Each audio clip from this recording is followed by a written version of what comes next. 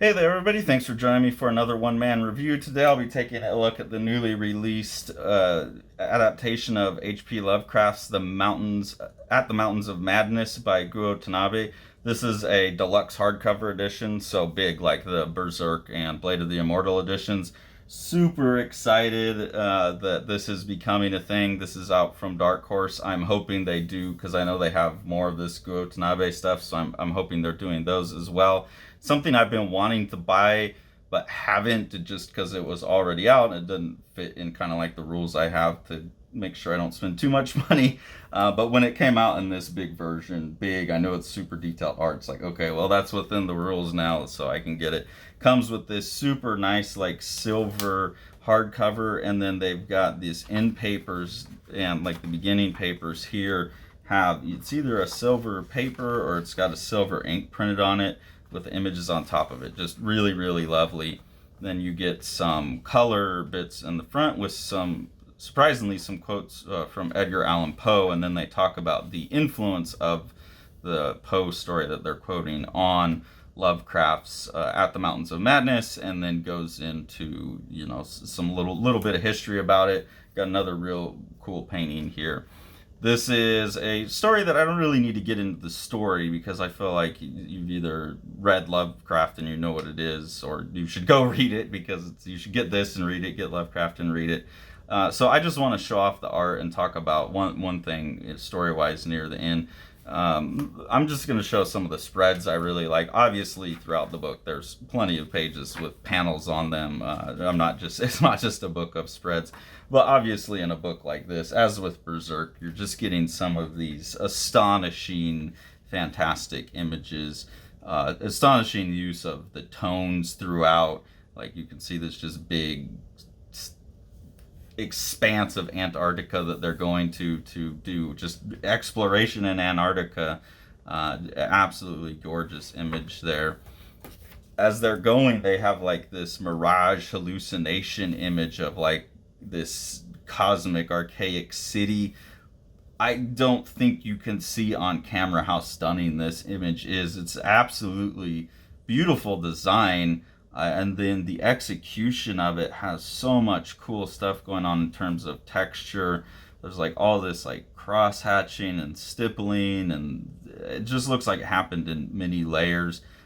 This is one of those things where I'm seeing in print some things that I'm going to be trying in bound but with color, but I'm seeing that like at this resolution that my ideas will be paying off, so that's very exciting. But also just, I mean, who wouldn't want to look at images like these?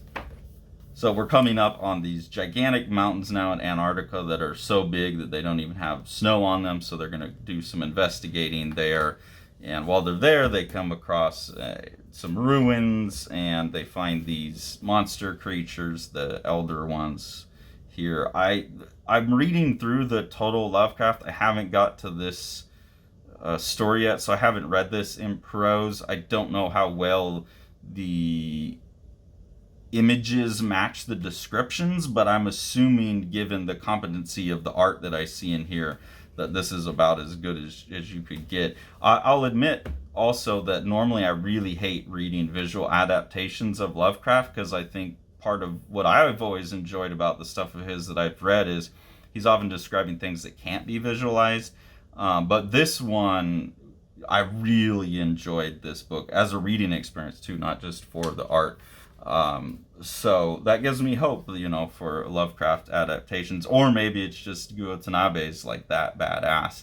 But that's why I trust that they're pretty accurate renderings of the descriptions. Love, love, love this image here. There's all these crazy like hand drawn, because they're outlined, it's not just white out over top of it, but like these hand drawn swirling patterns. This is kind of like one of the effects that I did in Strange Death, so I've actually done a drawing in the same way that you would have to do it to do this one if it was all on paper. Not, it might be digital. I know how much work that takes, and it looks so cool, and it really gives a sense of like how the wind flows, because all these little snowflakes are following like this underneath embedded pattern in it. Just astonishing art all the way throughout.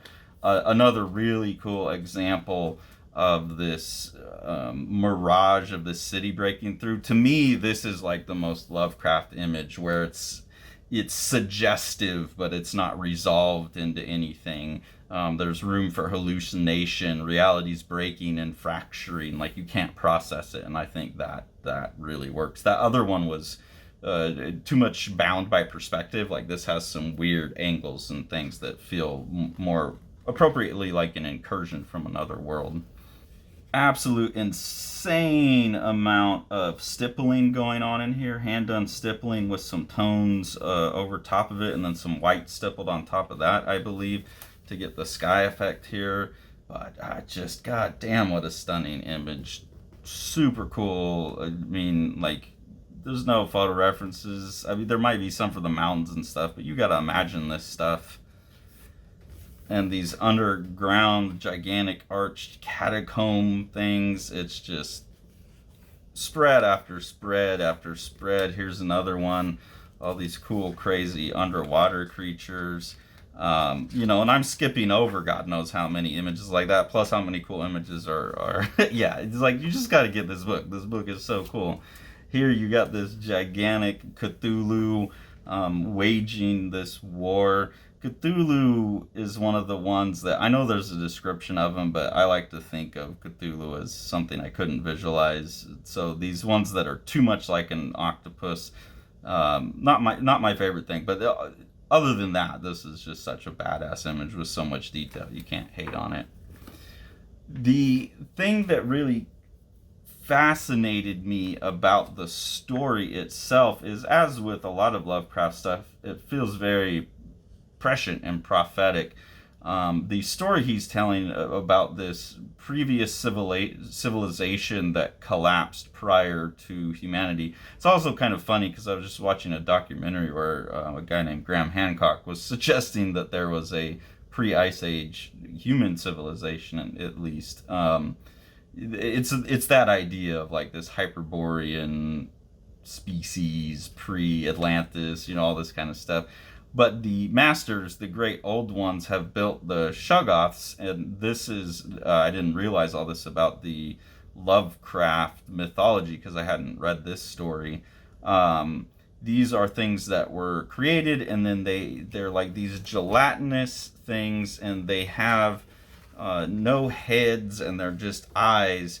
And it really seems like a very spot-on, appropriate metaphor for AI and like the surveillance state building this world that's eventually going to destroy us. That's what the Shoggoths seem to me. And so, like, that word means a lot more to me now, and I'll be interested to see as that starts coming up how people are using it.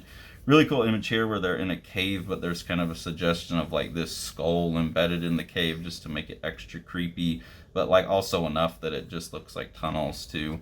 Then we have a much better expression of like this idea of the Shoggoth as like a stand-in for the AI, even though obviously Lovecraft wouldn't have been thinking about that. I just think this page, this image, this gelatinous material with all these eyes, infinitely plastic and ductile slaves of suggestion, builders of cities, profoundly sullen, ever more intelligent, increasingly amphibious, and endlessly imitative. I think if you had to like come up with a definition of AI, like that's what you get. They're infinitely plastic, and not just plastic in the terms of silicone, but like infinitely malleable, slaves of suggestion. They're machine learning algorithms, so they're slaves to the suggestions of the language. Builders of cities, not yet, but we'll get there. Ever more intelligent, increasingly amphibious, which I take to mean can exist in multiple planes of existence at once. Like can be digital and physical at the same time. We're amphibious that way. I think AI will be amphibious across a lot more like filter packages than we are, and endlessly imitative. It just seems to really kind of have this story of a previous civilization that fell for the exact same reasons that we feel like we're about to fall right now. So that made the book just extra impactful. And then at the end of it all, you get a return to Arkham, Massachusetts, and the Miskatonic University. So kind of standard Lovecraft scenarios, and a really lovely, detailed, insanely detailed drawing of Arkham and the college, and the zoom into the college tower here. So stunning, stunning book. Love these Dark Horse deluxe editions. Having a little trouble here with the binding. I hope they keep doing this. I'm really excited. I know Viz is starting to do Vagabond. Hopefully Dark Horse will do more of these Gou Tanabe books, and hopefully we'll start to get some stuff like Gantz and some of these other properties. I Am Hero, things like that. I would love to own in these editions. A complete Gou Tanabe library at this size would totally be justified. Like, as you can see, like, when you're just looking at this art, I can't imagine this printed at tankobon size. It's the same thing with like the Sakamoto Shinichi stuff they're putting out. You could print it this size and it would still be ridiculously dense image to look at.